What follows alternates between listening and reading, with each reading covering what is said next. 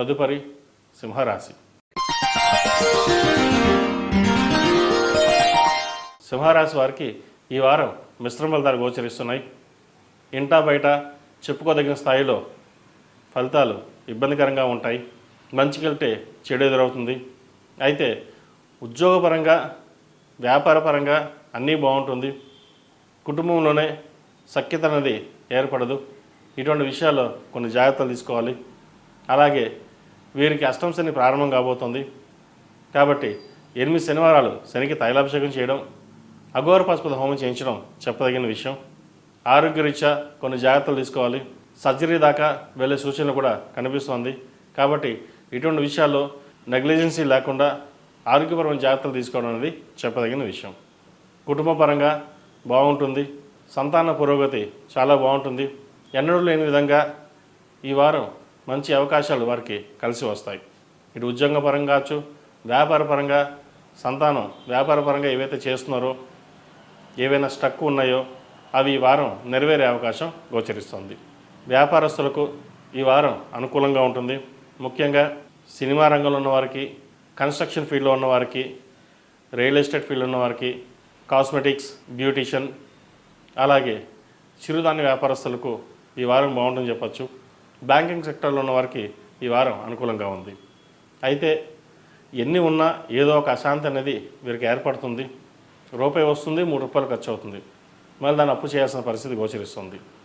కాబట్టి డబ్బు విషయంలో ఆచితూచి వ్యవహరించడం అనేది చెప్పదగిన విషయం. లోన్లకి, క్రెడిట్ కార్డులకి దూరంగా ఉండాలి. ఇల్లు అమ్మాలన్నా కొనాలన్నా కొంత ఆలస్యం జరుగుతుంది. మీరు అనుకున్న ధనం రావడానికి కొంత జాప్యం జరుగుతుంది.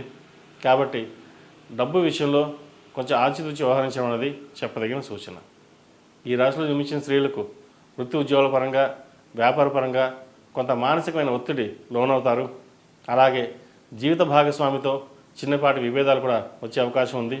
ఇటు వ్యాపారపరంగా కావచ్చు, లేదా ఇంట్లో భాగస్వామితో కావచ్చు. కొన్ని జాగ్రత్తలు తీసుకోవాలి. ముఖ్యంగా ఆరోగ్యపరమైన జాగ్రత్తలు ఎంతో తీసుకోవాలి. వీరు సంతానం కోసం మీరు చేసే ప్రయత్నాలు సానుకూలపడతాయి.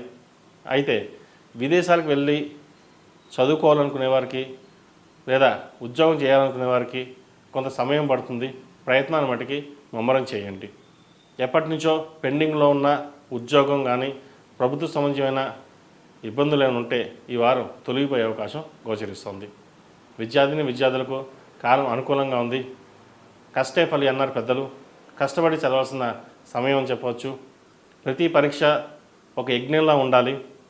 ఈరోజు కష్టపడి చదివితేనే రేపు మన భవిష్యత్తు అనేది ఆలోచించండి. ఎందుకంటే ఈ మధ్యకాలంలో చూస్తున్నాం, ఏదో చదువుదాం, వెళ్దాం, ఏదో ఉద్యోగం వచ్చేస్తుంది, ఏదో సంపాదించేద్దాం అనుకుంటారు. సంపాదన అనేది ముఖ్యం కాదు. చదువు, మనం చదువు మీద దృష్టి పెట్టి ఎంతవరకు చదివితే ఆ చదివే మనల్ని వెతుక్కుంటూ ఉద్యోగం రాక తీసుకెళ్తుంది. ఎందుకంటే ఏదో చదివేశాము, ఈ చాలు ఈ జీవితం, ఏదో డబ్బులు వచ్చేస్తున్నాయి అనుకుంటారు. కానీ భవిష్యత్తు, చాలామంది భవిష్యత్తును మర్చిపోతారు. ఎందుకంటే రేపు అనేది మనకు ఎందుకు, ఈ రోజు బాగున్నాం కదా అంటారు. కానీ దయచేసి చదువు విషయంలో నెగ్లెక్ట్ చేయకండి. ఈరోజు చదివే రేపు భవిష్యత్తు. మనం రేపొద్దున వ్యాపారం పెట్టాలన్నా, ఉద్యోగం చేయాలన్నా, ప్రభుత్వ ఉద్యోగం రావాలన్నా, నలుగురిలో పేరు ప్రఖ్యాతలు తెచ్చుకోవాలన్నా చదువే ఇంపార్టెంట్. కాబట్టి ప్రతిరోజు ప్రతినిత్యం దక్షిణామూర్తి స్తోత్రాన్ని పఠించండి. దక్షిణామూర్తి రూపుని మెడలో ధరించండి. ముఖ్యంగా విద్యార్థులు తప్పనిసరిగా ధరించాలి. అలాగే యూఎస్లో ఉన్నవారికి ఉద్యోగపరంగా ఈ వారం అనుకూలంగా ఉంటుంది. వ్యాపారపరంగా కొంత నష్టం వాటిల్లే అవకాశం ఉంది కాబట్టి జాగ్రత్తలు తీసుకోవాలి. ఏది ఏమైనా సరే సింహరాశి వారికి కొంత మిశ్రమ ఫలితాలు గోచరిస్తున్న వారం ప్రథమార్థం కంటే ద్వితీయార్థంలో కొంతమేర బాగుందని చెప్పవచ్చు. ఈ రాశివారు ప్రతిరోజు ప్రతినిత్యం ఆదిత్య హృదయం పఠించడం, అలాగే సుబ్రహ్మణ్య స్వామి అష్టకం పఠించడం అనేది చెప్పదగిన విషయం. మంగళవారం నాడు, శనివారం నాడు సుబ్రహ్మణ్య స్వామికి అభిషేకాలు చేయించండి, లేదా వెంకటేశ్వర స్వామికి అభిషేకాలను చేయించండి. మంచి ఫలితాలు సంప్రాప్తిస్తాయి.